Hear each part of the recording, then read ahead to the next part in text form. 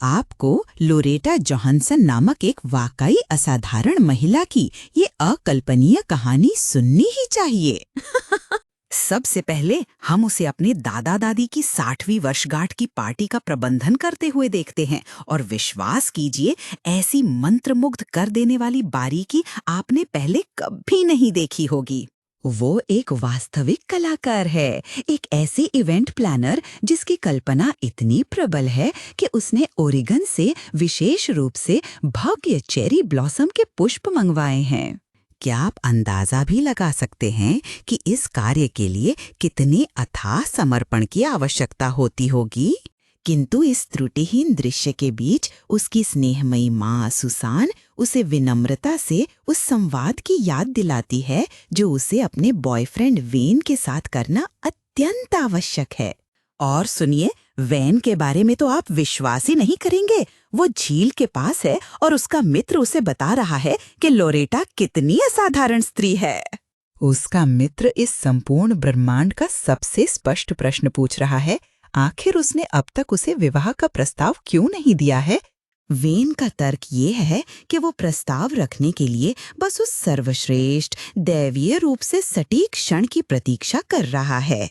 फिर हृदय विदारक नाटकीयता के एक क्षण में लोरेटा वहां पहुंचती है और उससे कहती है कि उन्हें तत्काल बात करनी है। वह एक अकल्पनीय जीवन परिवर्तक समाचार सुनाती है। उसे लॉस एंजलिस में अपने सपनों की नौकरी का प्रस्ताव मिला है और वह उसे स्वीकार कर चुकी है। ये वास्तव में एक मार्मिक विदाई है जो उनके साझा भविष्य को अनगिनत टुकड़ों में बिखेर देती है। देखते ही देखते 2 वर्ष बीत जाते हैं और लोरेटा लॉस एंजलिस के ग्लैमरस शहर में एक अत्यंत सफल इवेंट प्लानर के तौर पर सर्वथा नवीन जीवन जी रही है। वो असाधारण रूप से प्रतिभावान है और एमी नामक अपनी बॉस के लिए काम कर रही है जो उसके समक्ष एक बेहतरीन पदोन्नति का अवसर प्रस्तुत कर रही है। उसकी माँ का एक फोन कॉल स्मृतियों का सैलाब ले आता है, वसंत महोत्सव के लिए घर आने का एक स्नेहपूर्ण आमंत्रण जिसे लोरेटा को लगता है कि वो स्वीकार नहीं कर पाएगी। उसका करियर इस क्षण उसके लिए सर्वोपरि है, आप समझती है ना? तथापि नियति के पास उसके लिए कुछ अनोखे ढंग से उथल पुथल भरी और भव्य योजनाएं हैं। एक बच्चे की जन्मदिन पार्टी का प्रबंधन करते समय उछाल वाला किला अचानक पूर्ण और आकस्मिक दहशत के एक क्षण में हवा खोने लगता है। छत! परंतु लोरेटा, जो एक वास्तविक नायिका है, आगे बढ़कर इंजन को दुरुस्त कर देती है और अत्यंत कुशलतापूर्वक स्थिति को संभाल लेती है। अब धूल मिट्टी में सनी हुई उसे अपनी बॉस एमी की एक पोशाक पहननी पड़ती है, जो एक ऐसी छोटी सी घटना है जो बाद में अकल्पनीय रूप से अहम साबित होती है, क्योंकि तभी अत्यंत प्रतिष्ठित वकील पॉल पारेंटी उसके पास आता है और उसे मिली उसकी बारीकी से योजनाबद्ध नोटबुक से पूर्णतः मंत्रमुग्ध हो जाता है। वो एमी की पोशाक में उसे देखता है और सबसे बड़ी भूल कर बैठता है। उसे लगता है कि वो एमी है। वो उसे अपनी सुंदर मंगेतर मिशेल से मिलवाता है और वे दोनों इतने प्रभावित होते हैं कि वे एमी को एक अत्यंत अहम जिम्मेदारी सौंपना चाहते हैं। लोरेटा इतनी हक्की बक्की रह जाती है कि वो इस बड़ी गलतफहमी को दूर करने के लिए एक शब्द भी नहीं कह पाती। उस समय का उसका बॉयफ्रेंड हॉवर्ड उसे समझाता है कि ये एक सुनहरा अवसर है और उसे इसे अवश्य अपनाना चाहिए। फिर एक दिल तोड़ने वाले घटनाक्रम में उसकी बॉस एमी वो पदोन्नति जिसकी लोरेटा को शिद्दत से चाह थी, किसी और को ही दे देती है। क्या आप उस घोर विश्वासघात की पीड़ा को महसूस भी कर सकते हैं? आहत हृदय और स्वयं को साबित करने की प्रबल आकांक्षा के साथ लोरेटा एक वाकई साहसिक फैसला लेती है। वो पॉल और मिशेल के साथ बैठक में अकेले जाती हैं और अपनी बॉस एमी की पहचान को पूर्ण रूप से धारण कर लेती हैं।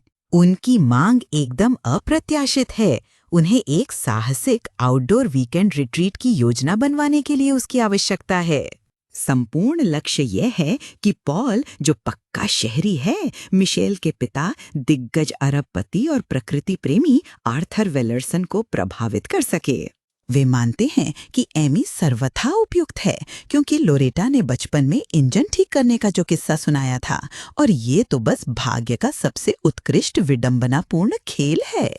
लोरेटा अपने घर सेंट फ्रांसिसविले लौटती है और अपनी अविश्वसनीय रूप से सहयोगी माँ के समक्ष अपनी चौंकाने वाली योजना का खुलासा करती है।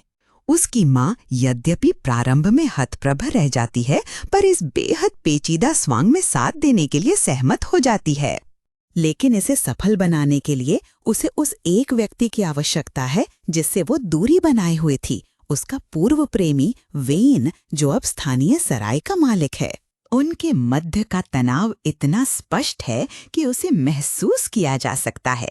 ये अनसुलझे अतीत और आवेश का एक रोमांचक प्रवाह है। वेन प्रारंभ में बहुत हिचकिचाता है, लेकिन लोरेटा द्वारा दी गई चौंकाने वाली बड़ी राशि का डिपॉजिट चेक उसके आर्थिक तंगी से जूझते व्यवसाय के लिए अस्वीकार करना असंभव बना देता है। जैसे ही वे योजना बनाना प्रारंभ करते हैं, उनके बीच का पुराना आकर्षण अत्यंत सुंदर, जटिल और अनोखे ढंग से पुनर्जीवित हो उठता है। उसे उसका पासपोर्ट भी मिलता है जो एकदम कोरा है। ये उस यात्रा का एक मूक और हृदयस्पर्शी प्रमाण है जिसे उसने लोरेटा के जाने के बाद करने की योजना बनाई थी। सबसे अधिक भावुक कर देने वाला क्षण तब आता है जब लोरेटा खलिहान में एक पुराने औजारों के बक्से में कुछ ढूंढ रही होती है, और वहीं पर वो थी सखियों, अतीत के एक गुप्त वचन की तरह छिपी हुई एक सगाई की अंगूठी। आपका हृदय बस चूर चूर हो जाता है क्योंकि आपको ज्ञात होता है कि वो इतने वर्ष पूर्व उसे विवाह का प्रस्ताव देने वाला था। इससे पहले कि वो इस सच्चाई को आत्मसात कर पाती, मेहमान आ पहुंचते हैं और पॉल अपने एकदम नए सख्त आउटडोर परिधान में हास्यास्पद रूप से अटपटा लग रहा है। रिट्रीट का आरंभ होता है और वेन तुरंत लोरेटा की सविस्तार योजना को दरकिनार कर देता है और एक वास्तविक अपरिष्कृत रोमांच का मार्ग चुनता है। वो उन्हें सर्वाधिक कठिन हाइक पर ले जाता है और पॉल को अत्यंत मनोरंजक किंतु तनावपूर्ण तरीकों से उसकी चरम सीमा तक धकेलता है। एक भव्य और अत्यंत दुर्लभ पाइलिएटेड कठफोड़वा को देखना। लोरेटा की सावधानी पूर्वक बनाई योजनाओं बनाम वेन की सहजता और प्रामाणिकता बनाम छलावे को लेकर दोनों के बीच एक अत्यंत आवेशपूर्ण बहस छिड़ जाती है।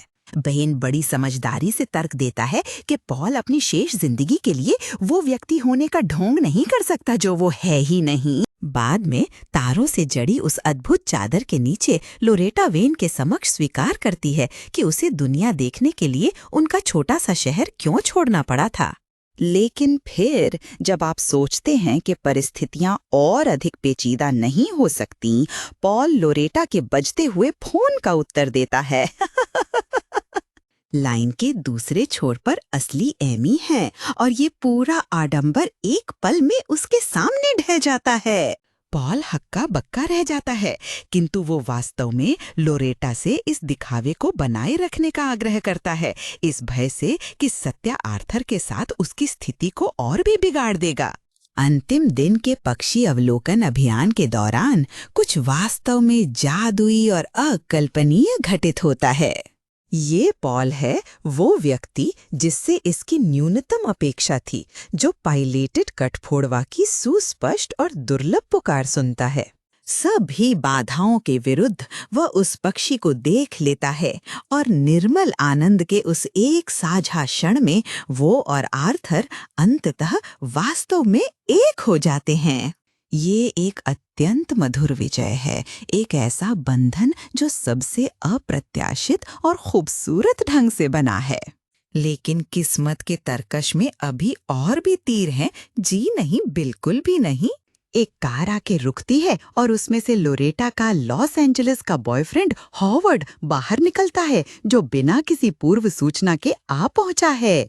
वेन के चेहरे पर गहरा और हृदय विदारक आघात उतर आता है जब उसे ज्ञात होता है कि लोरेटा जीवन में आगे बढ़ चुकी है।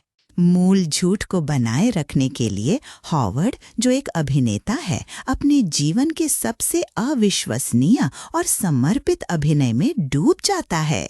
वह स्वयं का परिचय पियरे के रूप में देता है, एक दिखावटी फ्रांसीसी कला डीलर, क्योंकि उसकी कल्पना में असली एमी इसी प्रकार के व्यक्ति को डेट करती होगी। संपूर्ण स्थिति भूलों की एक अनोखे ढंग से निरर्थक और हास्यपूर्ण कॉमेडी में तब्दील हो जाती है। उस रात एक सुखद कैंपफायर के चारों ओर हॉवर्ड अपने पियरे के चरित्र में इतना खो जाता है कि वो वास्तव में लोरेटा के समक्ष विवाह का प्रस्ताव रख देता है। सबके समक्ष फंसी हुई उसके पास स्वीकार करने के सिवा कोई विकल्प नहीं होता और आप हवा में मौजूद सबकी रुकी हुई सांसों को महसूस कर सकते हैं। ये ऊटपटांग प्रस्ताव तथापि लोरेटा और हॉवर्ड को अंततः एक वास्तविक संवाद के लिए विवश करता है और वे दोनों महसूस करते हैं कि उनका संबंध सच्चे प्रेम पर आधारित नहीं है। वे समझदारी से अलग होने का निर्णय लेते हैं, परंतु अपूरणीय क्षति पहले ही हो चुकी है।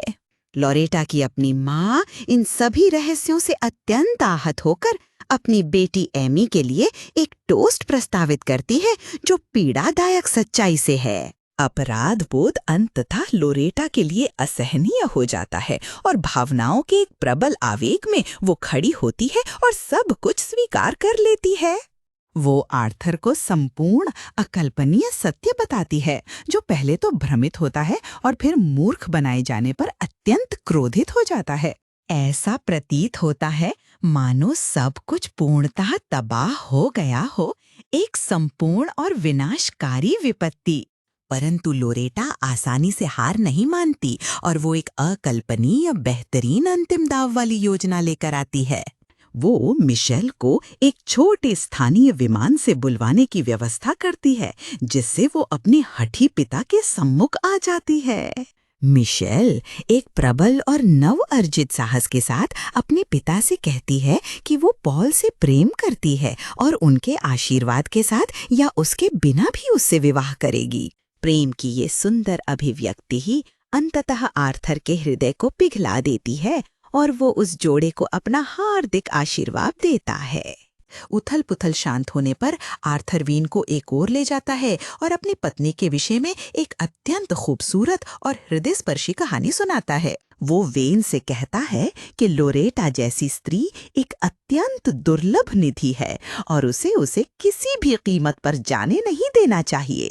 वापस लॉस एंजलिस में लोरेटा को वो बहुप्रतीक्षित पदोन्नति मिलती है, वही चीज जिसे वो समझती थी कि वो संसार में किसी भी वस्तु से अधिक चाहती है। फिर भी ये विजय विचित्र रूप से अर्थहीन लगती है। उसका स्वप्न अब ऐसा प्रतीत होता है जैसे ये किसी और ही इंसान का हो। और फिर सखियों, वो सर्वाधिक रोमांचक क्षण आता है जिसकी आप कल्पना कर सकती हैं। उसके द्वार की घंटी बजती है और उसकी दहलीज पर कोई और नहीं बल्कि स्वयं वेन खड़ा है। वो अपने जीवन में पहली बार हवाई जहाज में उड़ा, केवल उससे मिलने आने के लिए अपने सबसे बड़े भय पर विजय पाई। वो उसकी आंखों में देखकर कहता है कि वो उससे असीम प्रेम करता है और वो वहीं रहने को तैयार है जहां वो है।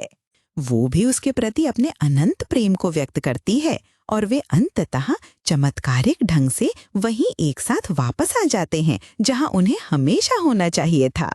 कथा यहीं समाप्त नहीं होती, क्योंकि ये और भी अधिक उत्कृष्ट हो जाती है। हम उन्हें पुनः देखते हैं उनकी सुंदरता से नवीनीकृत सराय में खड़े हुए, जो अब मिशेल और पॉल के विवाह के लिए एक मनमोहक स्थल है। ये अत्यंत भव्य और भावनात्मक रूप से संतुष्टिदायक पूर्ण वृत्त का क्षण है।